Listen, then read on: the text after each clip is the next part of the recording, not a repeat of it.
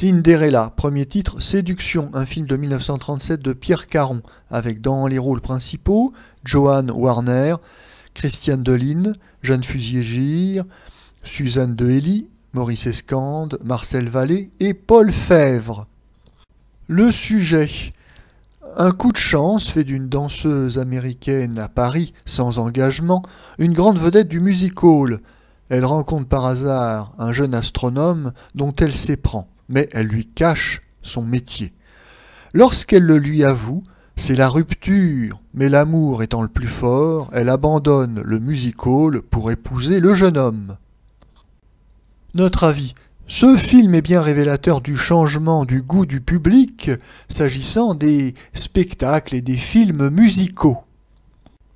Pendant très longtemps, on peut dire presque depuis la fin du Second Empire jusqu'au début des années 30, les spectacles musicaux populaires, opérettes ou chansons populaires, étaient avant tout des spectacles franco-français et plus précisément même parisiens, puisque les héros de ces petites opérettes ou de ces comédies légères, eh bien c'était des Parisiens séducteurs par excellence.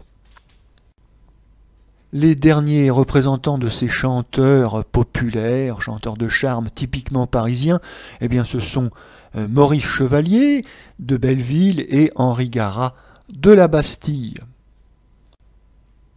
Mais dans la deuxième partie des années 30, le goût du public va changer, surtout le goût du public féminin d'ailleurs.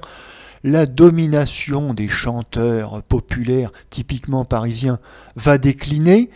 Le public réclame des chanteurs plus méridionaux, avec le soleil dans le gosier, comme Tino Rossi, Alibert, ou même alors des chanteurs plus exotiques, comme Reda Kerr, ou alors franchement swing, comme Joséphine Baker et Charles Trenet.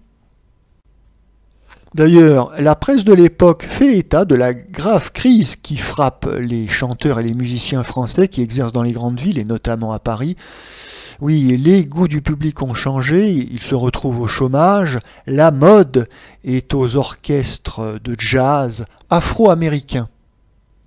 Et le film Cinderella est bien révélateur du changement de goût du public. On annonce clairement dans le générique qu'il s'agit d'une comédie musicale et burlesque, sous-entendu une comédie de variété à l'américaine.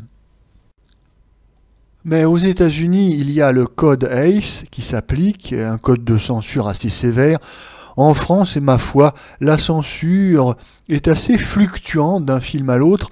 Et dans Cinderella, on sent que le réalisateur Pierre Caron eh bien, joue au chat et à la souris avec la censure. Pierre Caron qui par ailleurs était un réalisateur assez grossier et qui avait une sale réputation auprès des actrices. Et dans Cinderella, Pierre Caron va faire le maximum pour que le spectateur puisse se rincer l'œil sous prétexte de spectacle de music-hall. Alors la vedette du film est une inconnue, Joan Warner, une américaine, enfin pas si inconnue que ça puisque elle a défrayé la chronique en 1935. Joan Warner est une danseuse nue de cabaret qui a été poursuivie en justice pour outrage aux bonnes mœurs en raison de ses danses suggestives et lascives. Elle a été relaxée devant les tribunaux et Pierre Caron, ici dans le film, n'arrive pas à la dénuder complètement. Il va utiliser des voiles pour la cacher un petit peu et puis il va utiliser les arrière-plans. C'est-à-dire que donc il va utiliser des figurantes qui, elles, seront dénudées en arrière-plan alors que la vedette ne l'est pas. Et il n'y a pas que Joan Warner pour affoler le public. Dans ce film, il y a également Christiane Deline qui était sous contrat au studio Nathan avant la faillite. Et c'est déjà tout dire de sa vulgarité, car comme le disait René Saint-Cyr, parlant des autres actrices sous contrat chez Nathan, c'était plus des artistes en chambre que des artistes de cinéma. Le réalisateur ne nous montrera pas Christiane Deline totalement nue, mais moulée dans une combinaison noire très collante, pour tricher avec la censure, et le tour est joué, la censure n'y a vu que du feu. Compte tenu des buts recherchés par le producteur et le réalisateur de ce film, on peut dire que Cinderella est réussi, puisque nous avons tout à la fois des chansons légères et gaies, notamment Il a mal au rein, Tintin, interprété par Suzanne de Hilly, chanson qui connaîtra un vif succès populaire.